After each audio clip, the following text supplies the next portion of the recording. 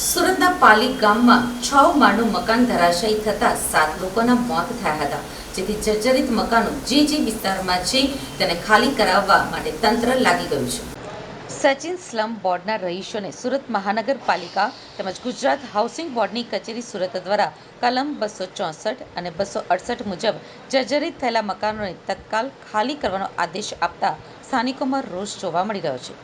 છેલ્લા 40 વર્ષથી હજારોની સંખ્યામાં સચિન હાઉસિંગ બોર્ડના 2666 મકાનોમાં રહેનાર મકાન માલિકો ભયભીત સ્થિતિમાં મુકાઈ ગયા છે, જે ન્યાય અને વૈકલ્પિક વ્યવસ્થા મેળવવા માટે ચૂંટાયેલા પ્રતિનિધિ અધિકારીઓને લેખિત ફરિયાદને અરજી કરેલ છે. હાલ ચોમાસાની સિઝન હોય, શાળા કોલેજો શરૂ થઈ ગયા હોય, માટે માનવતાના ધોરણે સરકાર, મા બાપ અને વૈકલ્પિક રહેઠાણની વ્યવસ્થા ગોઠવી આપવા તેઓએ માંગ કરી છે. સચિન સ્લમ બોર્ડ પુનર્વસન સંઘર્ષ સમિતિ સુરતના નેજા હેઠળ જન આક્રોશ યાત્રાનું આયોજન મકાઈ પુલ ખાતેથી સુરત મહાનગરપાલિકા કચેરી સુધી સ્વામી વિવેકાનંદજીની પ્રતિમાને આગેવાનો દ્વારા ફૂલહાર કરી યાત્રા નીકળી હતી. જન આક્રોશ યાત્રામાં EWS આવાસ બચાવ સંઘર્ષ સમિતિ સુરત પણ જોડાયા હતા, જેમાં લોકોએ વૈકલ્પિક રહેઠાણની માંગ કરી છે.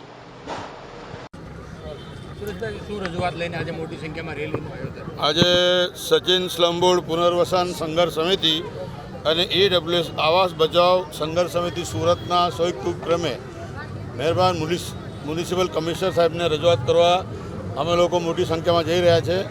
કારણ એ છે કે અત્યારે વરસાદનો સમય છે. સચિન સ્લમ બોર્ડને 40 વર્ષથી 2666 મકાનો ત્યાં રહે છે. પૂરા સ્લમ વિસ્તારમાં જોઈએ સુરત શહેરમાં તો હજારો લાખોની તાદાદમાં EWS આવાસ બનેલા છે.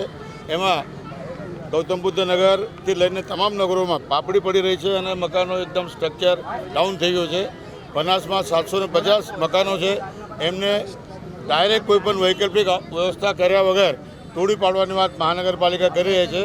અને સચિનના 2666 મકાનો એમ આશરે 4 થી 5000 રહીશોને એક જ ઝાટકે ઉપર આપ ને નીચે ધરતી એ ટાઈપનું કામ સરકાર કરવા માંગી રહી છે. અને માટે જે પ્રકારે ભય, જે પ્રકારે ડર, જે પ્રકારે એ ફેલવાનું કોશિશ આ મૂડીવાદી મનોવાદી ભારતીય જનતા પક્ષના શાસકો કરી રહ્યા છે, એના વિરોધ અમે જનતાની અવાજ સરકાર સુધી પહોંચાડવા આ રેલીનું જન આક્રોશ યાત્રાનું અમે આયોજન કર્યું છે.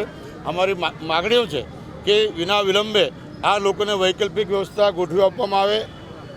જો તમારી પાસે ESWના મકાનો છે, તમારી પાસે મુખ્યમંત્રી આવાસના મકાનો છે, તમારું પ્રધાનમંત્રી આવાસના મકાનો છે, અને નહીં હોય તો છેલ્લે પતરાના બી મકાનો છે.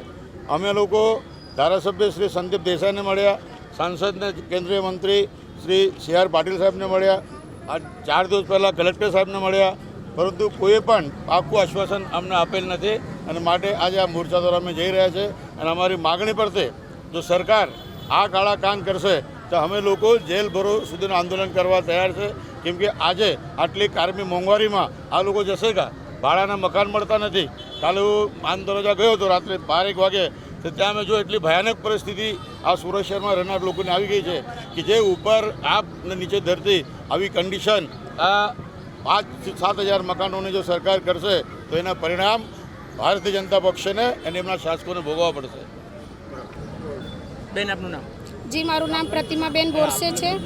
હું પ્રજ્ઞાનગર SMC આવાસ પનાસ ગામનું રહેવાસીઓ સાથે આ આક્રોશ રેલીમાં સામેલ છું.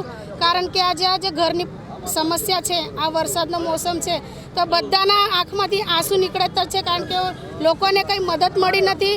ઘરની માંગણી છે કે ભાઈ થોડાક સમય માટે અમારું ઘરનું ટેન્ડર બહાર પડે, તેટલા સમય માટે અમને ઘરોનું છત મળી જાય, તેટલું જ અમને બહુ અભિનંદન છે. પણ છતાં આ બધા નિર્ણયો અમે કલેક્ટર સાહેબને પણ અમે આવેદનપત્ર આપવા ગયા હતા. CR સાહેબને પણ મેં પર્સનલી મળવા ગઈ હતી કે સાહેબ અમારું કંઈ સાંભળો તમે. છતાં અમને કંઈ રાહત જોવા મળી નથી ને ઘરના બદલે ઘર જોઈએ છે અમને, ને પાણીનું કનેક્શન અમારું કાપવામાં આવેલું છે. તો લોકો બધા ક્યાં જશે? પ્રોબ્લેમ એ થઈ ગયેલું છે, કાં તો અમને ભાડું આપો, કાં તો અમને ઘર આપો. આટલી જ પનાસવાસીઓની માંગણી છે. એટલે આ બધા સચિન વિસ્તાર છે કે પછી માંદરવા જે વિસ્તાર છે, જેટલા પણ આવાસોની જે માંગણી છે, બધાની અવાજ સાંભળે અને એટલો જ અમારો પ્રશ્ન છે, અમારી માંગણી પૂરી કરો.